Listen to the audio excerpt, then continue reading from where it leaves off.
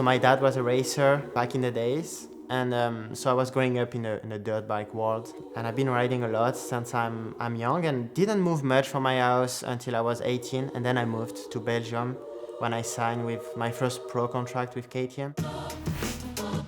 Coming from Europe, we watched the GPs. Back in the days, Tony Cairoli was the main guy in Europe, and I was a big fan. I was a huge fan from Ken Rogzen. I have a picture with Ken when I was 8-9 years old. He signed my hat, and now I live a mile away from him, and it's really funny, yeah.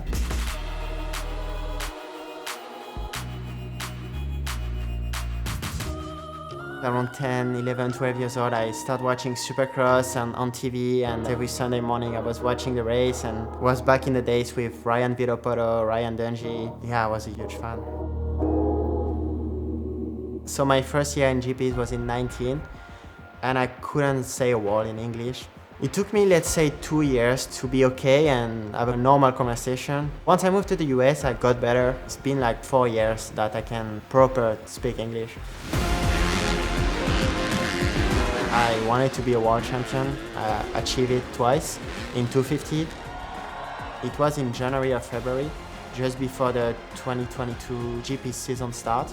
Actually, I was watching on my laptop the Supercross live. I told my parents, I said, I want you guys to sit together. I want to tell you something, and I think I want to go to the US. So they were a little shocked. They were a little surprised.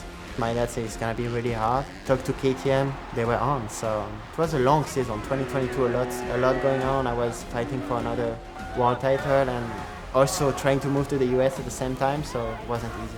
My dad, my mom, and my brother, we all moved together. We all each took one bag, a single bag. We left everything what we had in Europe. It was the start of a new life. Obviously, riding Supercross was really hard because I never did that in the past. A lot of crash, a lot of struggle all the first winter.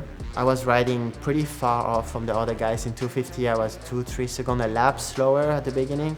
Couldn't go through the whoops. Before even the first race, I was like, I don't know if I did the good decision to come because it's a lot different than riding outdoor. I couldn't go back to Europe, and I actually thought about it. Like I was like, I don't know if I can make that and if I can do it. The first year was hard. Also, the result wasn't that good for me. So end of 2023, I heard that Chase was coming in the team. And I didn't know Chase at all. I was thinking a lot, actually, what to do to get better. Obviously, my parent doesn't speak good English, so I had to do it by myself, go to Chase. So I think it was a funny story. It was in Millville, 2023 for the outdoor.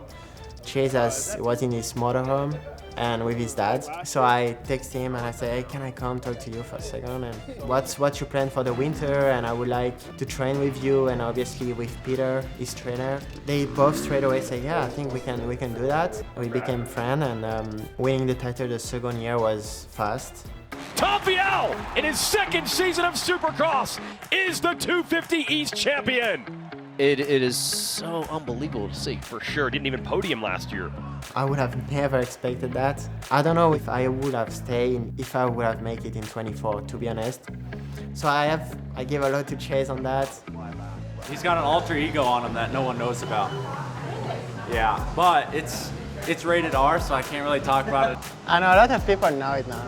There's not really a story that we can share in public. He can ride a dirt bike, and that man can drive.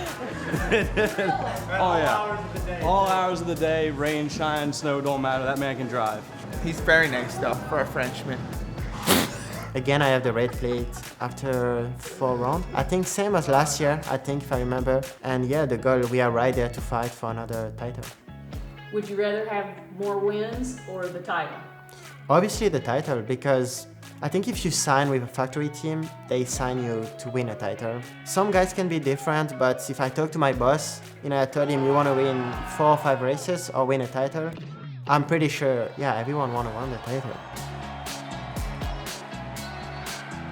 Hi folks, Lee Diffie from NBC Sports here. If you truly enjoyed what you just watched, you can get more news, interviews, and highlights by subscribing to the Motorsports on NBC YouTube page. You can get it all, so go for it.